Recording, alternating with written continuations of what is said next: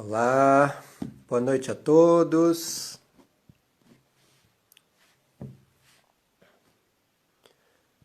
Vamos dar início à nossa live.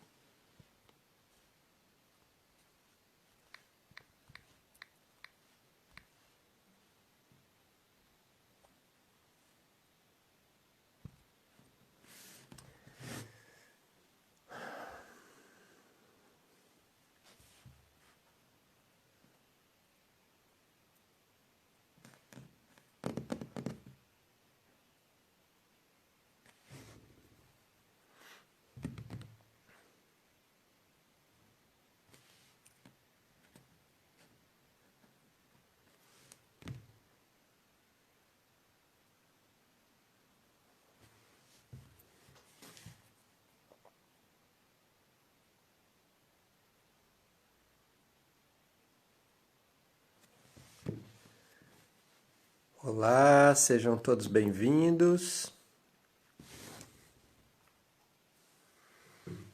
Olá, Vedete, tudo bem?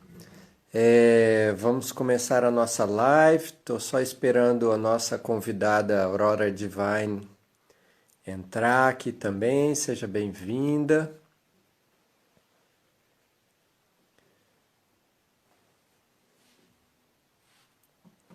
Pronto, a Aurora já está aqui.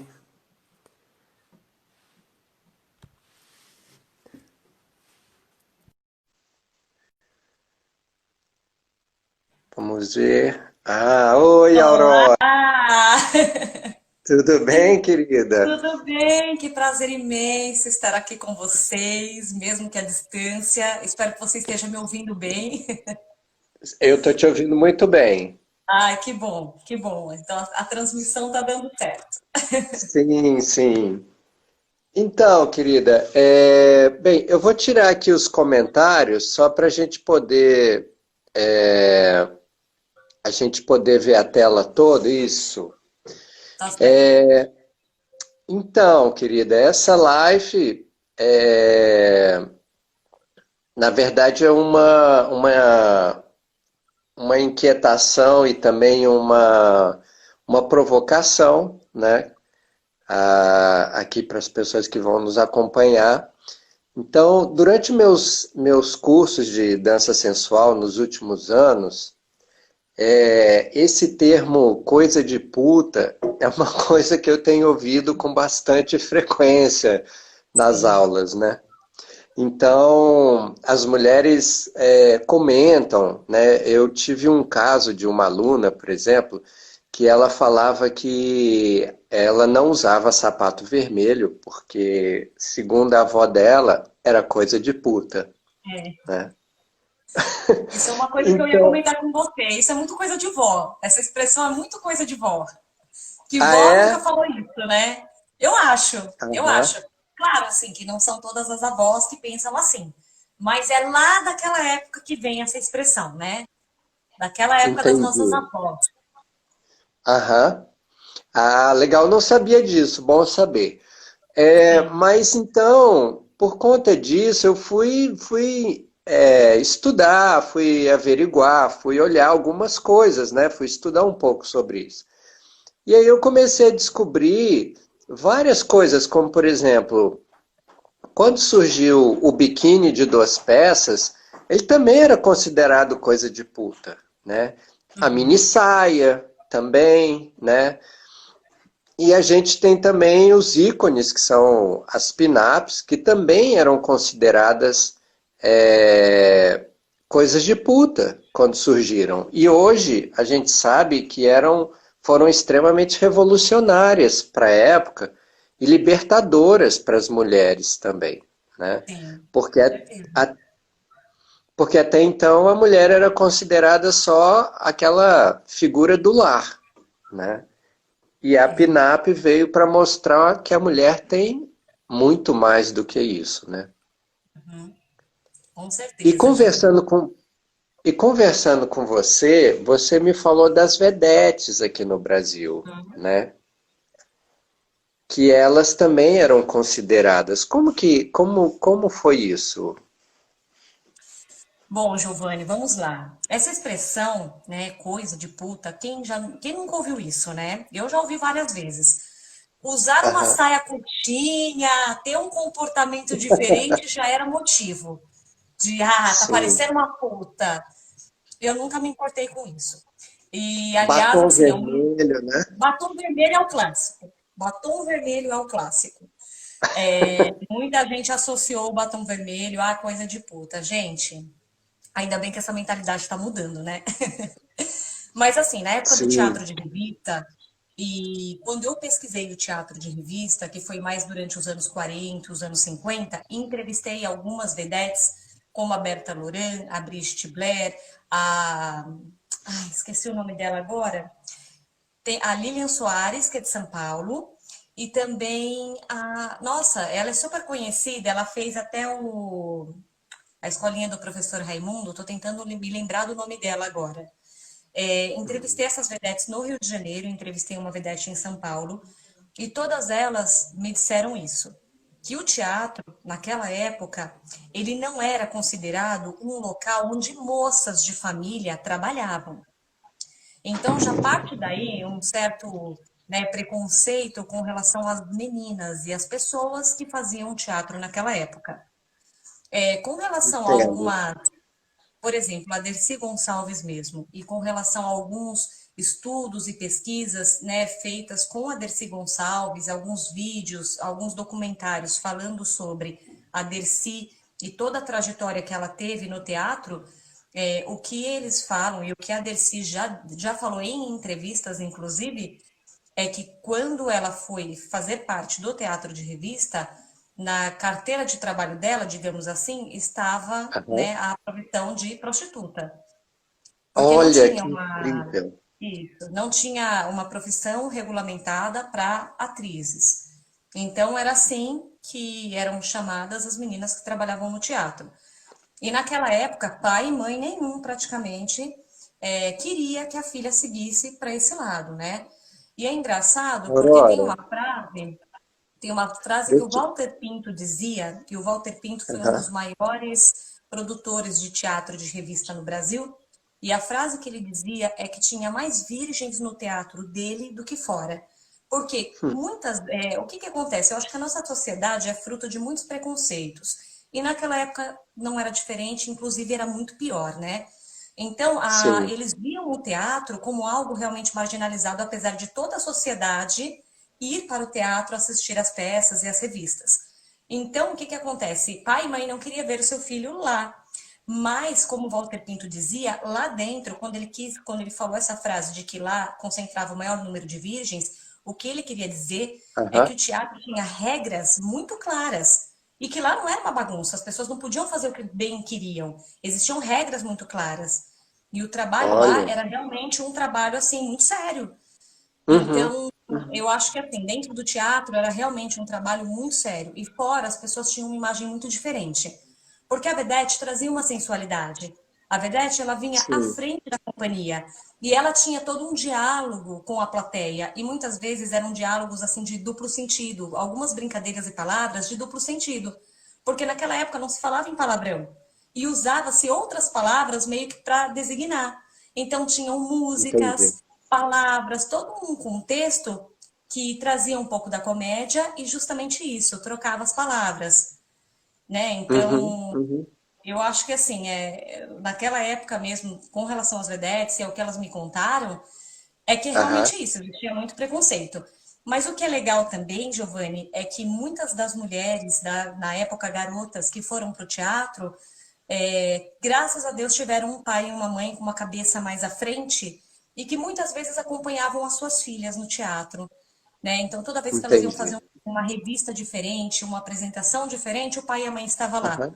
Então, isso que é muito legal, né? A gente saber que, Legal, mesmo muito naquela bacana. época, existiam pessoas, né, que, mesmo a contragosto, iam lá e apoiavam os seus filhos para trabalharem no Olha, teatro. você falou isso e eu lembrei de duas coisas na sua fala. Primeiro, que é o seguinte, hoje eu estava pesquisando uma coisa que eu vi há muito tempo atrás, que são as classificações brasileiras de ocupação, as CBOs. Essa classificação brasileira de ocupações é onde o Ministério do Trabalho define todas as profissões que são legalizadas no Brasil. Bem, a prostituição não é uma. Ela é uma profissão e foi legalizada e foi regulamentada em 2015 pelo Ministério do Trabalho. Uhum. E antigamente eu lembro de ver que na categoria de dançarino existia o dançarino exótico, que era o stripper. Ou seja, na mesma classificação do dançarino contemporâneo, do dançarino moderno, existia essa classificação do stripper. Só que Uhum. ele sumiu. O Ministério do Trabalho fez uma reorganização nas classificações e agora, Aurora, nós estamos sem classificação como A gente profissão, entendeu? vai ter que criar um sindicato ou, de repente, pedir para o sindicato criar, né, regulamentar uma profissão. Exatamente. Porque é muito importante, Ah, porque vocês são muitos. as profissionais do sexo agora estão regulamentadas e nós, dançarinos de stripper, não Ainda estamos não. mais. E precisa, E viu? Porque olha, E outra coisa que eu lembrei na sua fala, que você estava falando dessa questão da família, da importância. Aqui em Brasília, muitos anos atrás, existia, não sei se existe ainda, um concurso que era Miss Gay da ARUC. Esse concurso, na verdade, eram das transexuais, né? E eu fui uma vez, fui convidado para ser jurado e eu participei, né? Então, e para mim foi incrível ver que assim quem estava na plateia eram a mãe, o primo, o tio, o irmão, toda a família torcendo para suas candidatas, né, que estavam desfilando, enfim. Então, toda essa discussão sobre a coisa de puta, né, ela é muito relativa, muito. porque, né, a PNAP, por exemplo, ela era considerada uma coisa extremamente, assim, coisa de puta, né, quando surgiu. Mas a partir do momento em que aquilo vai para o cinema e que o mainstream, ou seja, aceita aquilo, né, aceita isso, passa a ser algo naturalizado pela sociedade, né? Então a gente tem Sim, hoje tem pinap em embalagem de manteiga, é né? verdade. Enfim, Inclusive, então, Giovanni, essa questão do cinema que você falou agora, de Hollywood, né? Hollywood tinha todo um glamour. Eu citaria a Marilyn Monroe. A Marilyn Monroe, antes de se tornar sim, atriz, ela era uma modelo pin-up. Ela posava em poses cheesecake, que são as poses, né, que as garotas faziam naquela época, que tinham um cunho sensual, ingênuo. aham, E a Marilyn Monroe, inclusive, quando ela posou pela primeira vez para Playboy, né, as fotos eram incríveis e realmente retratava sim, uma pin-up, né? Então, aham, assim, a Marilyn, ela teve um passado, né, como modelo fotográfica, depois ela entrou para o cinema, a gente sabe que ela fez algumas intervenções estéticas também, porque o cinema era realmente uma empresa gigantesca e que muitas vezes contratavam as atrizes e elas passavam por vários tipos de laboratório, inclusive algumas mudanças estéticas significativas, né? Então, assim, eu aham, acho que a Marilyn foi um exemplo né? Ela, inclusive, chegou uma vez ou mais a cantar num acampamento de soldados, porque a história da pinup Sim, começou aí, né? Durante a Segunda Guerra foi. Mundial, elas eram pintadas nos aviões de guerra e os soldados levavam a imagem dessas mulheres, né, para os seus Uhum, acampamentos, para não se sentirem tão sozinhos. E aí eles sim. penduravam a imagem dessas mulheres, né? E a Foi aí gente que percebe que popularizou, né? sim, com certeza. E no Google, se a gente for buscar pelo termo pinup, você percebe que existem até algumas imagens de mulheres reais e elas retratadas em ilustrações. Então, Aham. assim, é muito bonito de você ver, porque muitas pessoas falam, poxa, pinup não é nada vulgar, é sensual, né? Tem Super esse ar elegante. de sensualidade, elegância, ingenuidade, e não tem nada a ver Uhum, com vulgaridade. Então, isso sempre foi algo que as pinups, né, e as garotas que representam essa época, as meninas que trazem essa cultura consigo, né, elas tentam passar isso, né? Não tem nada de vulgaridade, né? A meia sete oitavos aparecendo, de repente, né, isso. um vestido que cai, a cinta liga, enfim, o Uhum, corset, então tudo isso trazia essa sensualidade. Porém, não tinha nada de vulgaridade. Então, assim, aham. existia preconceito? Com certeza, existiam muitos preconceitos, assim como a Betty Page sofreu muito preconceito na época em que ela Nossa, realmente se sim. assumiu como modelo. Ela foi para um lado mais fetichista, que na época era proibido, né? Mas Aham. ela, imagina, fez um puta sucesso. E aqui no Brasil, eu quero citar uma. Ela foi atriz também, foi cantora, foi modelo, enfim, que é a Elvira Pagan. A Elvira Pagan foi uma das grandes vedetes também, mas ela também foi outras coisas além de vedete. E ela foi a mulher que lançou o biquíni tanga no Brasil. Eu acho até que ela veio antes da Betty Page. Então, assim, ela foi também uma mulher que fez história e com certeza Olha, Elvira que Pagan, durante incrível. muito tempo, pode ter sido confundida, né, ou mesmo classificada como uma prostituta. Porém, assim, eram mulheres à frente de seu tempo, mas pelo preconceito que existia naquela época, o machismo que imperava naquela época, e isso a gente sabe que até hoje Aham. existe, né? Por isso que existem, acho que esses termos, né? Essas definições errôneas, enfim. Eu acho que é por conta de tudo isso, mas a gente aprende tanto e a gente passa a ver tudo de uma outra forma. Por exemplo, Aracy Cortes, acho que foi em 1930, quando ela posou só com o violão, toda nua, sentada numa cadeira só com o violão cobrindo o corpo. Com certeza, muitas pessoas falaram, ah, coisa de puta. Mas não, era uma mulher, né, mostrando ali uma arte que muitas pessoas talvez Sim. não estivessem acostumadas, e era beleza, né? Era o feminino, a beleza, a arte. Mas, Na infelizmente, nem todo verdade, mundo vê assim, né? é como você falou, essas mulheres estavam à frente do tempo, porque se você olhar Tá. hoje, não tem nada demais, né? E eu queria fazer aqui um registro que essa semana a gente falou nela e a gente está tendo a honra de ter aqui a Fascinatrix na nossa Sim. live. Ela acabou Ai, de que entrar. legal! Fascinatrix, seja Sou fã! bem-vinda. Sou fã da Seja muito Fascinatrix. bem-vinda. Aliás, muito do trabalho que ela fez, né, que ela faz, inclusive, como burlesca, foi o que realmente me incentivou a começar também, por ela ser uma das precursoras. E, nossa, que prazer! Prazer enorme, Fascinatrix. Você é uma Para quem referência não muito grande para mim, viu? Muito. Para quem não sabe, a Fascinatrix é uma das precursoras, das pioneiras do burlesco aqui no Brasil. Graças a ela que nós estamos Sim, aqui. dando Graças à continuidade, Fascinatrix, bem, estamos enfim, aqui. trabalhando com o burlesco, né? Sem dúvida, a Fascinatrix, ela abriu muitas portas, muitas, né, com o trabalho que ela sempre fez, assim, de extrema importância, né, não é puxando sardinha, mas é porque realmente a gente precisa Sim, reconhecer, né, a sim, sem importância desse dúvida. trabalho. Sim. Para quem está assistindo essa live, depois entra lá no perfil dela e acompanha Fascinatrix, tá?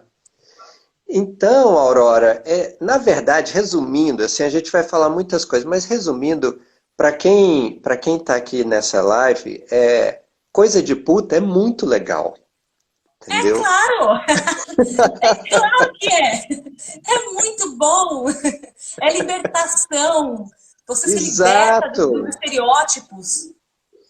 isso. E uma coisa também que eu lembrei é que hoje, silicone, a prótese de silicone é uma coisa que, né, vamos dizer assim, quase natural, se é possível dizer isso, Sim, mas inicialmente não foi feito para as mulheres donas de casa, foi feito para as mulheres trans e para as strippers, que tinham uma demanda de ter um diferencial na sua rotina, nas suas apresentações, né? Enfim. E hoje as mulheres aproveitam pegam carona nisso, né? Porque muitas mulheres trans usavam silicone injetável, era extremamente perigoso, né? E tal. E a indústria foi desenvolvendo para elas inicialmente, e depois chegou na, nas mulheres de uma maneira geral, né? Então, todas essas coisas que a gente vê, e geralmente o preconceito, né? Geralmente ele está atrelado a uma relação de medo, né? Algo que a pessoa não conhece, algo que a pessoa não tem um conhecimento, algo que é novo, né? Isso gera um medo, uma insegurança, e aí vem o preconceito, né? Então, a gente também passa isso, né, Aurora? No nosso próprio sim. trabalho, né? Com certeza, eu acho que ser diferente traz muito disso, sim. As pessoas te veem com Sim, outros olhos, né? E você acaba sendo realmente taxado, né, por isso. Mas sim. inclusive, Giovanni, muitas meninas que gostam da cultura vintage e se inspiram nas pin-ups, às vezes a família até incentiva, mas muitas vezes elas precisam quebrar barreiras para se assumirem dentro de um estilo, como o estilo pin-up, Sim. para poder usar de repente um vestido rodado, uma roupa mais clássica, mas mesmo assim foge, né, daquilo que nós estamos acostumados a ver aí na rua. As pessoas não estão Uhum. acostumadas a ver uma pessoa com esse estilo, dominando um estilo, enfim, empoderada e se assumindo como tal. Então, eu acho que tudo isso causa uma certa estranheza e as pessoas acabam, enfim, não sabendo lidar ou apreciar ou mesmo respeitar, né? Enfim, o gosto da pessoa, o estilo, né?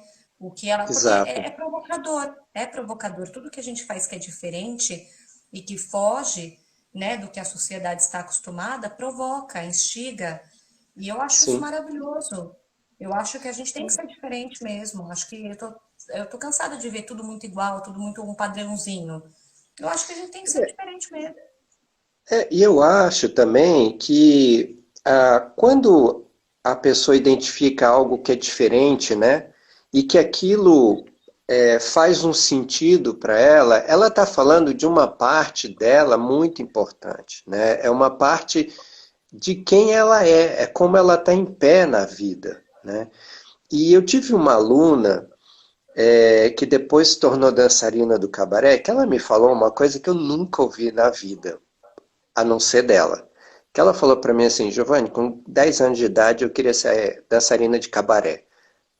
Aí eu falei assim, gente, que incrível, porque né, eu nunca tinha ouvido falar isso. E ela chegou a dançar no Nostalgia, que fez parte do elenco e tal. Mas o que eu quero dizer é assim, ela não foi atrás desse sonho, né? Uhum. Ela chegou no cabaré com mais de 30 anos, no Nostalgic. E claro, que bom que ela se manteve ao sonho dela e realizou esse sonho, né? Porque não é, as pessoas acho que precisam entender que realizar os seus sonhos não é um brinco, não é um luxo, não como algumas pessoas dizem, algo superficial. Não, na verdade, é você aceitando quem você é e afirmando para a sociedade, para quem está em volta, essa pessoa que você é.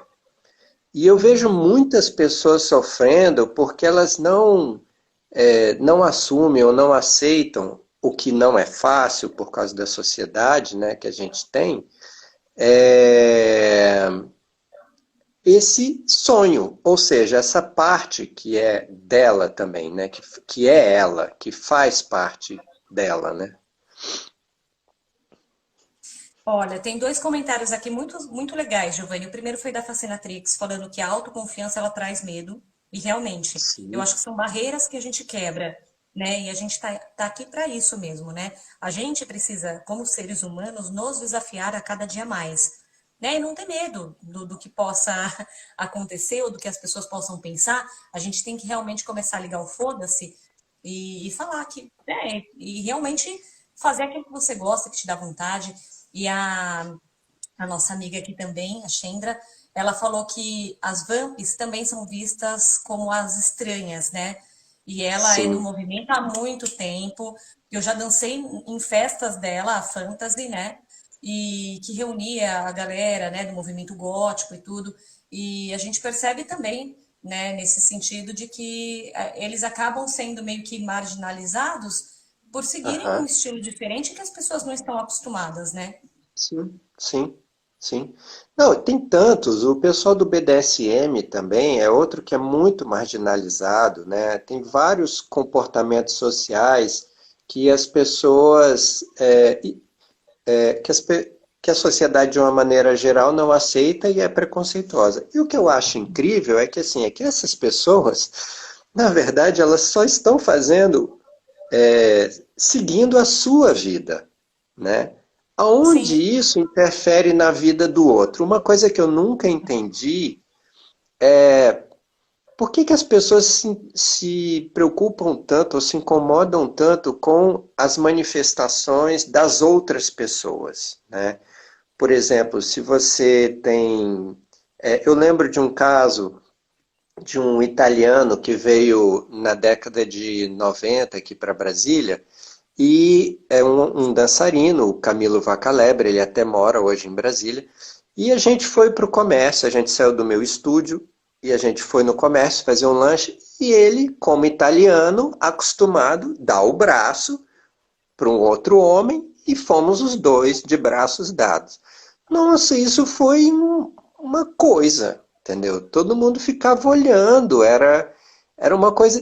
E assim, a gente não está fazendo nada com as outras pessoas, né? exatamente. Então, por É, o que problema. isso é alvo de tanta perturbação, vamos dizer assim, né, por parte Ah, das eu penso pessoas, né? assim, Giovanni, será que é porque as pessoas elas gostariam de estar ali fazendo a mesma coisa, mas não têm coragem de fazer por conta do que as outras pessoas vão pensar? Às vezes eu penso isso. Pois Será é, que as pessoas, pode elas ser.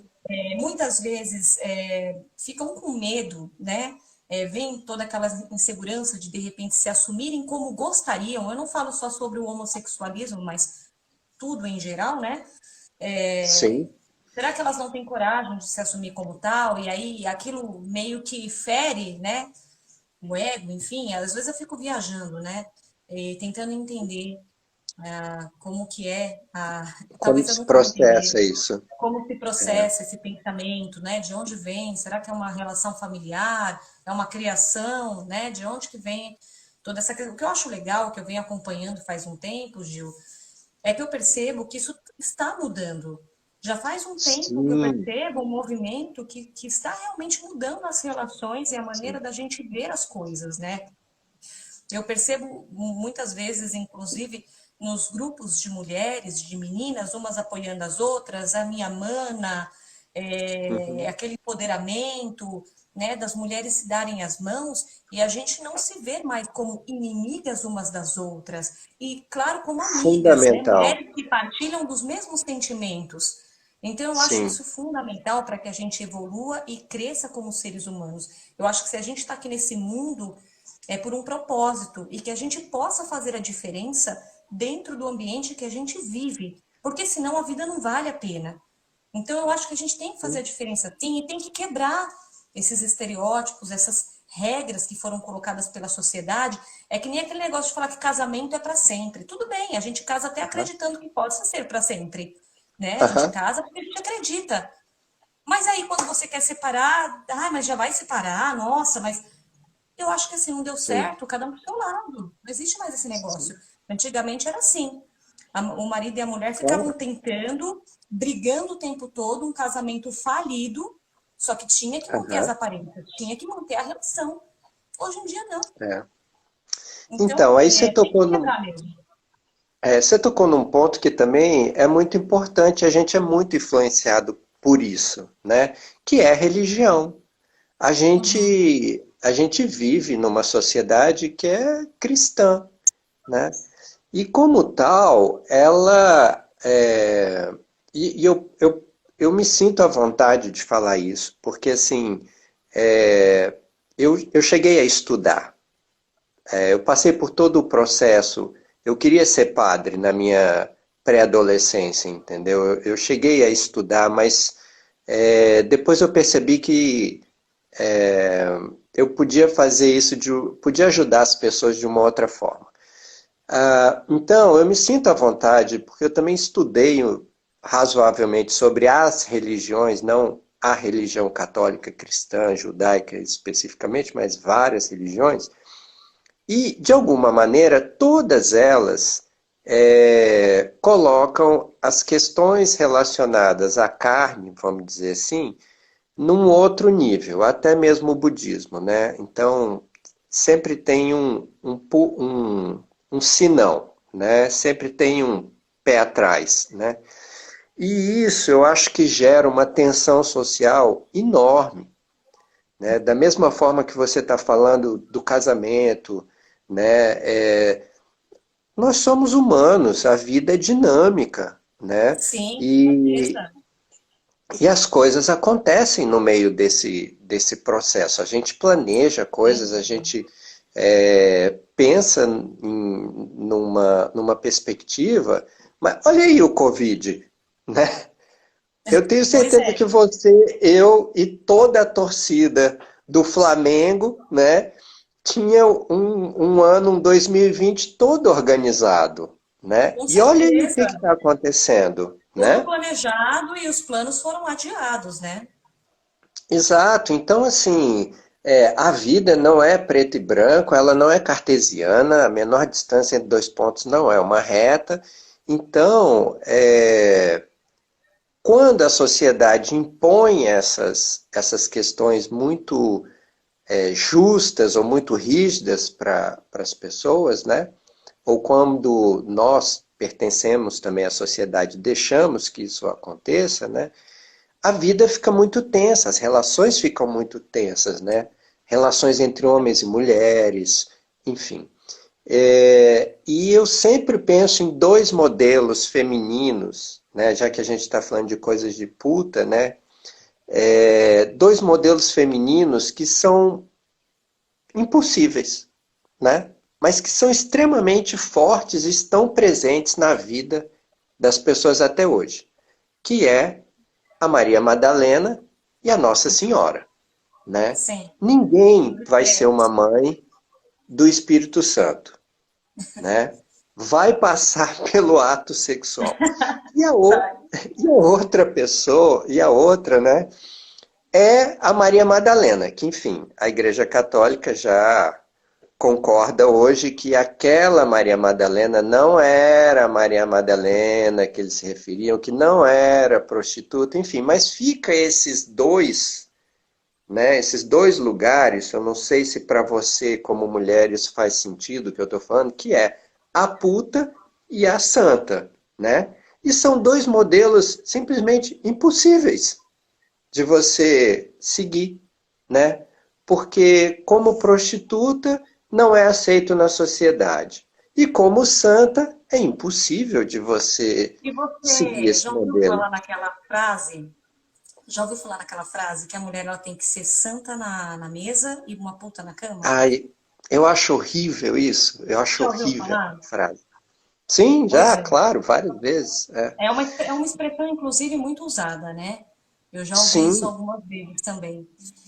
sim. E eu acho que ninguém é santo, né? Vamos começar daí. Santo ninguém é, né? Uhum. Mas eu não estou dizendo de santo de fazer coisas erradas, não é isso. Mas Não, claro que não. ninguém aqui vive a vida para ser um santo, né? a não ser aquelas pessoas que realmente se dedicam à igreja e que têm uma missão de fé, diferente da maioria dos seres humanos. Então, assim, eu Sim. acho que o que a gente tem que parar para pensar é ficar, é como você disse, a gente dá o peso que a gente quer para cada situação. Então, Aham. a gente acho que tem que parar de dar um peso muito grande para coisas que não têm tanta importância assim, né? Às vezes a Sim. gente se culpa tanto, às vezes a gente se menospreza, se culpa, né? E fica, ai, e o que que a pessoa vai achar de mim? O que que fulano vai pensar de mim? Eu acho que assim, eu acho que você, antes de qualquer coisa, faça o que o seu coração mandar. Se te deu vontade, faça, sabe? Claro. Claro que tudo tem uma consequência, tem, mas não, Sim, mas assim, aí, se você se propõe a fazer uma coisa e gosta daquilo e aquilo te faz feliz e te realiza de alguma forma, não fique pensando no que os outros vão pensar. Fique pensando que para você aquilo tem uma importância muito grande. Eu acho que talvez seja uma linha de raciocínio aceitável. não, eu entendo perfeitamente o que você está dizendo, porque assim, não é ser inconsequente, não é ser irresponsável, né? Sim, sim. Na verdade, você tem uma atitude e essa atitude te leva para um lugar, né? Aham. E você tem você colhe os louros e também colhe as dificuldades desse caminho que você trilhou, né? Eu, como dançarino, como artista, eu sei muito bem o que envolve ser isto, né? Inclusive, essa questão de coisa de puta se aplica muito aos artistas, de uma maneira geral. A gente sempre é muito mal visto, né? É. A gente sempre é Até hoje, vagabundo, não é. trabalha, né? Você fala, você é Várias dançarino. Aí a pessoa vai perguntar, mas você tem uma profissão? Você faz alguma coisa? Você trabalha? Isso. Olha, várias vezes eu já fui aqui em órgãos públicos, né? Para tirar algum documento e a pessoa fala, profissão, eu dançarino. Aí o cara olha assim, não, qual é o seu trabalho? É o dançarino. Aí o cara, não, o que que você faz para ganhar dinheiro? Dançarino! É. Então, a gente está dando risada aqui, mas isso é muito pesado, a gente sofre com isso, né?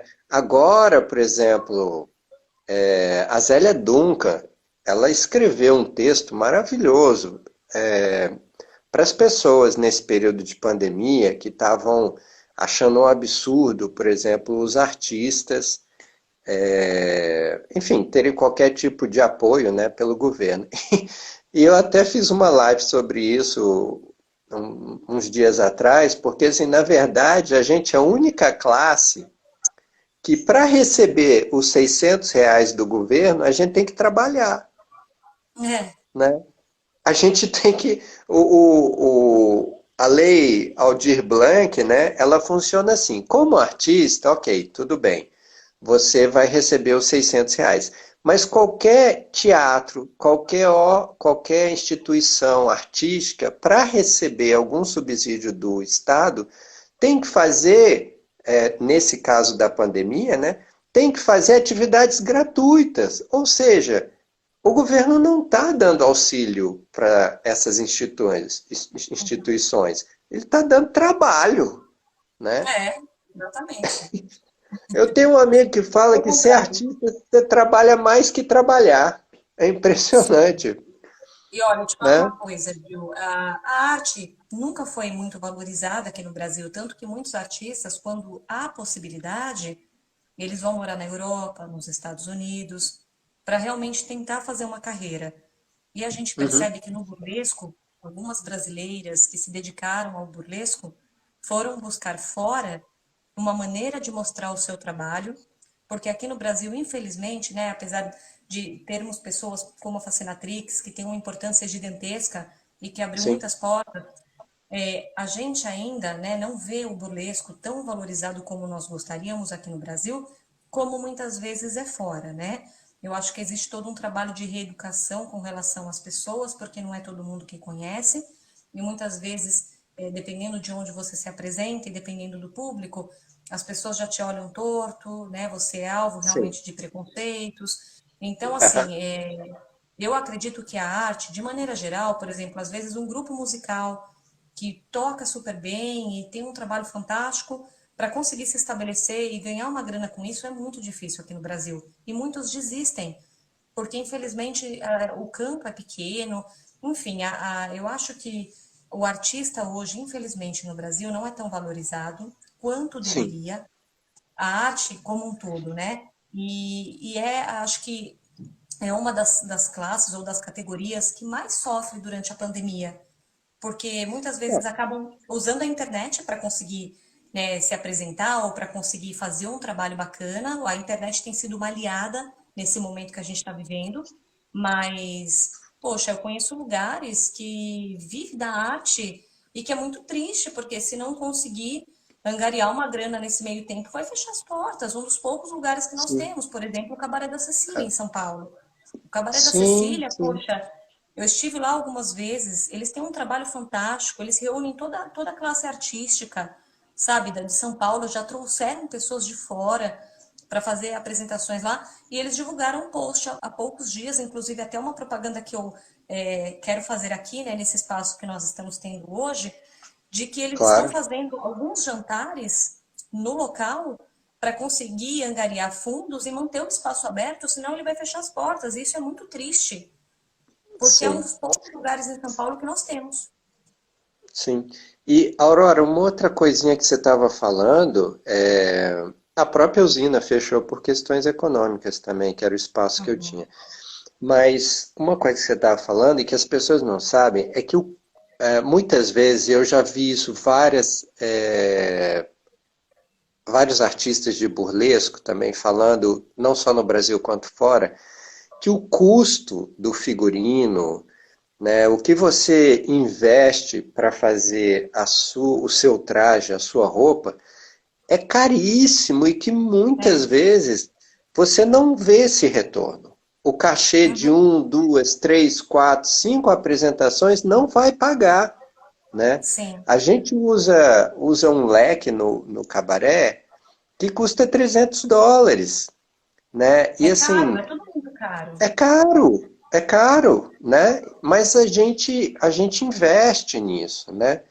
Sim. Eu A não, gente eu investe não muito. tenho, sim, mas eu acho que vai mais além, porque assim, quando a gente tem pessoas como você, como a Fascinatrix, enfim, o próprio Nostalgia Cabaré, quando a gente faz o nosso trabalho de apresentar e também de dar cursos, né? O que a gente está fazendo para aquelas pessoas que estão ali? A gente está justamente mostrando para elas uma outra possibilidade delas se encontrarem como indivíduos dentro da sociedade, sejam Uhum. mulheres, sejam homens, né? Então, a função do artista, eu acredito, socialmente, é isso, a, experimentar e dar novas possibilidades para a sociedade. Eu não sei quanto da nossa live aqui a gente já avançou no tempo, mas assim, você podia falar. Eu não sei se todos conhecem você, mas você podia falar um pouquinho de você, Aurora. Eu sou o diretor do Nostalgia Cabaré e pronto. Imagina, Giovanni, você é uma enciclopédia. A gente na verdade, se for pegar para conversar com você e para você falar tudo que você já fez e que você faz, a gente vai levar um dia todo de live. Ou mais. Mas você também, porque nesses 2 últimos dias aí na pesquisa que eu fiz, meu Deus, cada hora que eu falava com você, aparecia mais 3, 4 personalidades do burlesco no Brasil que você lembrava, ou de um espaço, enfim. Ah, Mas fala um pouquinho de você para as sim. pessoas poderem saber também. Bom, eu curto muito conhecer as pessoas que fazem um trabalho bacana, né? Desde as mais antigas até as mais novas. Elas Claro. são grandes referências para o meu trabalho. Então, assim, quando eu comecei, alguns anos atrás, acho que foi em 2011 ou 2012, eu tinha esse amor e essa paixão pela cultura vintage. E eu gostaria de, eu gosto, né, das antigas manifestações artísticas, eu curto esse lance, né, diferente daquilo que a gente tem hoje. Eu gostava de ver as apresentações burlescas, né, as apresentações das divas de Hollywood nos filmes, as encenações. Então eu achava tudo isso muito bonito, muito bacana, inspirador. Então eu comecei a pesquisar pessoas que faziam isso também, e essas pessoas Aham, foram grandes referências para mim, para eu poder começar um trabalho de formiguinha, né? E fui abraçada por muitas pessoas, né, do burlesco. Eu citei também a Mila Spigolo, ela é uma grande referência para mim, e eu me inspirei muito no estilo de dança e de arte dela para que eu pudesse construir, porque ela também trazia um pouco desse Brasil antigo. E aí eu fui conhecendo uma pessoa e outra, e eu fui me encontrando dentro do estilo do teatro de revista, das vedettes, né? Por isso eu fui pesquisar, fui atrás. Até no começo da live eu estava falando das vedettes.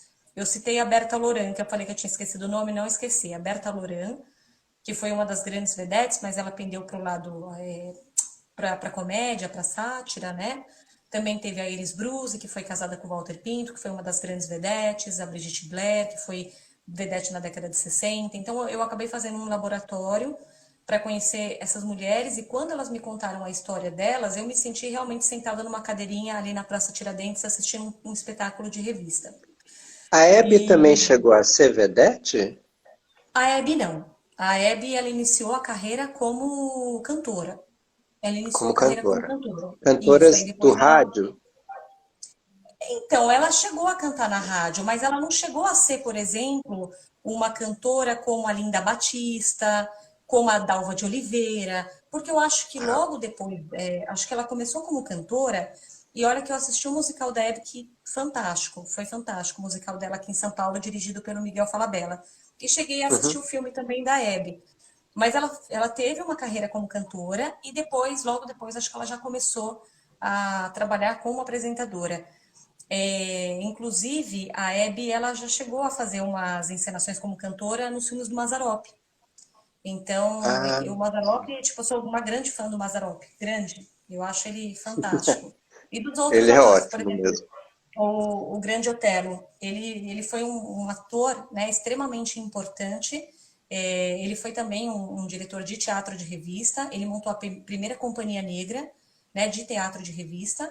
E uma das Aí, personas pessoas, que, sim, ele pessoas à foi frente do seu tempo, né? Sim, com certeza. Depois que ele montou uma companhia, os negros nunca mais entraram pela porta dos fundos do teatro. Eles passaram a entrar pela Ah, porta da frente. Então, olha a assim, existiram importância, né? personagens na nossa história, né, na história brasileira, que fez, assim, um grande... que realmente, assim, estavam à frente do seu tempo e fizeram um grande rebuliço e tornaram tudo possível, né? E realmente conseguiram ser respeitados, impor respeito, ser respeitado por tantas outras pessoas, né, porque sofriam preconceito. E então é muito legal você conhecer essa história do teatro. Nós temos, por exemplo, inclusive, eu não sei se você conhece, a Vatuzzi. Ela é uma grande artista, hoje ela é uma cantora, mas ela foi uma vedete também. E ela foi a primeira mulher negra, inclusive a primeira brasileira, a dançar no Moulin Rouge. E eu admiro ela pra caramba, sigo Oh, ela no Instagram, e eu quero fazer uma entrevista com ela no Rio de Janeiro, porque ela faz muitos shows, muitas apresentações no Rio. Mas a Vatuzzi, ela é maravilhosa, e ela foi a primeira brasileira a dançar no Moulin Rouge. E ela era olha da aí. companhia do Grande Otelo. Então, assim, a gente tem muita história para contar, muita coisa bacana, muita gente que deixou um Uhum, legado assim incrível para a nossa história, para aquilo que nós somos hoje, né? sim. Se eles conseguiram impor respeito, como foi naquela época, né? Que era tão difícil, existia um preconceito tão grande, e eles conseguiram realmente vencer, né? Então, isso é muito É, legal. eu me recordo também de ver algumas entrevistas de atrizes, hoje muito famosas, como a Fernanda Montenegro, né? Que falavam que na época delas, né, na época que ela começou o teatro, assim, ela não foi vedete, não é isso, mas o fato de você dizer que você era atriz era puta, É, né? Então, assim, não era só uma questão das vedetes, não era só uma questão de pessoas que estavam trabalhando com a linguagem sensual, vamos dizer assim, mas era arte de uma maneira geral. né? A gente tem hoje também esse termo muito aplicado às modelos, né? E, enfim, então, tudo que está ligado ao corpo, de alguma forma, é totalmente, quer dizer, é visto como algo profano, algo que é de menor valor, de menor Sim, serventia, né? sim, com E, certeza. e sempre há uma desconfiança da sociedade, né? Sempre há uma desconfiança de que aquela pessoa está fazendo isso, então ela deve ter entrado deve ter feito o teste do sofá, né? Por exemplo. Uhum. Não, com certeza, Giovanni. E, bom, você tinha também falado sobre, eu vou fazer uma pequena apresentação sobre mim, mas uma coisa que você falou interessante é que, assim, muitos artistas, muitas vezes, eles não têm como bancar o próprio figurino, de repente, para fazer uma apresentação.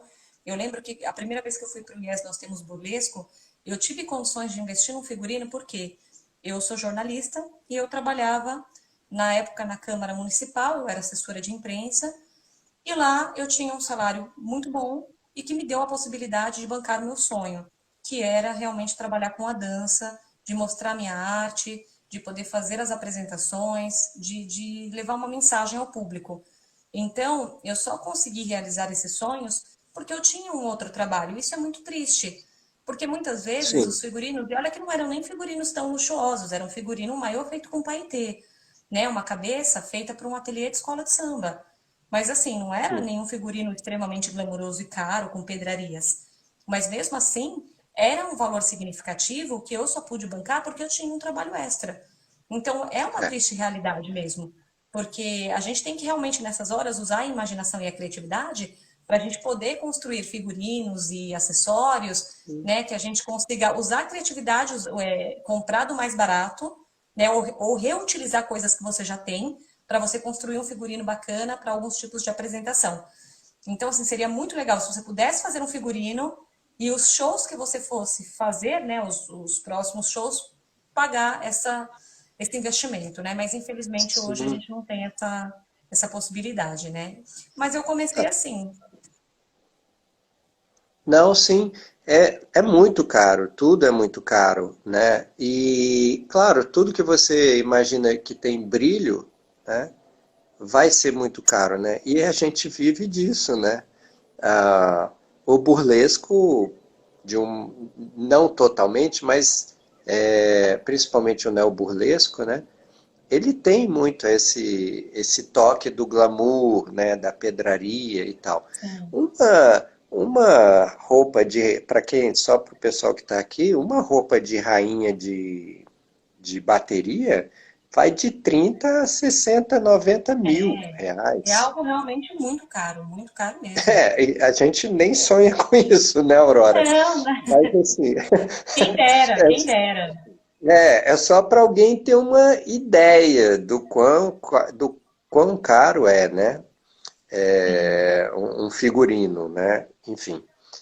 exatamente.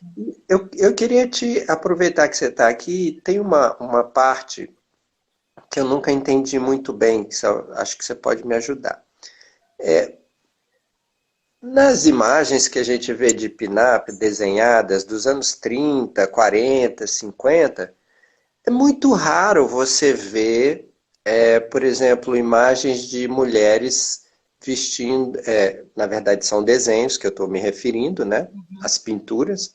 É muito difícil você ver mulheres vestindo bolinhas. E É porque a isso, bolinha, o poá, a bolinha veio na década de 60. É, então o entendeu? vestido acinturado com Na saia. verdade, Hum, o que que acontece? A moda do vestido acinturado, ele já era uma moda mais antiga, né? Então, você pode perceber que nas décadas de 40, 50, as mulheres usavam as roupas mais acinturadas, marcando bem a sim. cintura. Era aquele corpo violão mesmo, né? Aquela cinturinha de pilão, aquele quadril mais acentuado. Eu acho que isso Aham. vem da época também que as mulheres usavam espartilho, porque na década de 40 e 50 as mulheres voltaram a usar também o espartilho, o corset. Mas a bolinha, o poá, a bolinha, veio na década de 60. Por Entendi. isso que muitas vezes a gente não vê as ilustrações com a bolinha, Com as né? bolinhas. Com as roupas de bolinha. Porque assim, eu não sou uma Engraçado. grande entendedora de moda, não sou. Até se alguém Sim. estiver aí na nossa live e quiser comentar, fiquem à vontade, porque eu sou um pouco leiga nesse sentido. Mas até onde eu sei, a bolinha veio na década de 60. A moda da bolinha, Legal. né? Mas faz sentido isso que você está falando. E incrível que isso é uma marca registrada hoje, né? Assim, é um elemento que muitas vezes, quando alguém vai fazer um ensaio sensual, já de pin-up, já pensa logo, ah, eu tenho que usar alguma coisa de bolinha, né? Seja um Sim. vestido, A seja um bolinha. lenço. É porque assim, eu acho que o poá, né, a estampa de poá, a estampa de bolinha, ela remete ao clássico, né? E realmente é muito bonito, remete ao clássico. Então, eu acho que é por isso que algumas pessoas associam, justamente porque a década de 40 e a década de 50 foi uma época de puro glamour, né? De mulheres usando Sim. figurinos extremamente glamurosos e clássicos, né? Com cinturas marcadas. Então, eu Uhum. acho que a estampa de poá, a estampa de bolinha, ela realmente vem como um clássico, por ser da década de 60, né? Então eu acho que Entendi. é isso. Eu acho que é por isso que algumas meninas elas gostam de usar a bolinha e gostam de usar também as cerejas, né? Que as cerejas também Ah, retratam um sim. pouco do Exato. estereótipo da pin-up, né? A cereja é uma imagem que lembra pin-up, né? Bem, eu Então não eu sei acho que se ficou você marcado. não sei se você vai concordar comigo, mas assim, essa ideia, é claro que a Pinap, ela sempre passa uma ideia de ingenuidade, né? Mas eu olhando, por exemplo, para Merlin, que é uma das mais famosas, né, nesse estilo, na verdade, isso é só um artifício, né? Porque eram mulheres extremamente inteligentes e extremamente sagaz, né? Então elas Sim. usavam essa sensualidade, até Audrey também, né? Usavam essa sensualidade para conquistar aquilo que elas queriam. Ou eu estou viajando? Eu acho que a Merlin, ela tinha esse olhar muito sagaz, né? E a Merlin, ela chegou uma época que se cansou dos papéis que davam para ela fazer no cinema, porque era o papel da loira burra, né? Da loira Exatamente. ingênua, burra. E a Merlin era muito mais que isso, né? E ela queria provar para Hollywood que ela podia, sim, ter um papel à Aham. altura dela, um drama, né? Por exemplo, a Uhum. Elizabeth Taylor fez vários filmes dramáticos, né? E ganhou o Oscar também, acho que algumas vezes, não lembro quantas, enfim. Uhum. Mas a Merlin, ela queria ser esse estilo de atriz, mas acho que como ela já começou encarando esses papéis, ela ficou estereotipada, né? Por isso, por esses papéis, trazendo essa loira, essa imagem, né? Da mulher, da loira burra, que é uma imagem que nós temos até hoje, infelizmente. E não é algo que ela desejava, assim. Acho que durante um período foi legal, ok. Ela, sabe, sempre trabalhou muito bem nos filmes que ela fez, mas eu acho que ela queria sempre um novo desafio e No diferente fin... daquilo que ela vinha interpretando, né? e no final, nos últimos filmes, ela passou a ser reconhecida como uma Sim, boa eu atriz. não, tem um filme que eu acho que não chegou a ser rodado por completo, não sei se ela chegou a falecer antes de terminarem o filme, eu não sei muito bem. Eu conheço pouco da história da Mary, inclusive gostaria de conhecer muito mais, que é um filme que ela faz uma cowgirl. E esse filme eu acho que foi um dos filmes mais dramáticos que ela fez na carreira dela. Mas eu lembro que ela enfrentou assim diversos problemas. Um porque ela, né, em um momento da vida dela, ela chegou a usar muitos remédios, né? Ela teve uma certa depressão, mas ela era uma artista fantástica. Infelizmente, o cinema e os produtores não reconheceram ela assim de repente para colocá-la num filme que trouxesse um desafio grande para a carreira dela, né? Para a atriz que Sim. ela era. Tem um filme que eu acho que retrata muito bem esse momento aí. Não é um filme com ela, chama Sete Dias com Marilyn. Eu não sei se Ah, você sim. já... A Sim, eu atriz já está vi, sim. muito... A atriz que faz está Eu muito esqueci o bem. nome dessa atriz, ela é muito boa. E o filme retrata justamente esse momento em que ela dá a virada na carreira, né? Uhum. Aurora, voltando aqui ao nosso tema, vai acabar o nosso tema. Na Poxa, mas verdade, passou tão 24 rápido. segundos. Pois é. Oh, meu Bem, Deus. olha, Eu queria te agradecer imensamente a participação, adorei Eu que conversar com você agradeço, aqui eu que sobre agradeço, coisas de Gil. puta. Você é um super querido, é uma pessoa que eu admiro pra caramba. Eu estava super ansiosa para fazer essa live com você. Aliás, eu quero deixar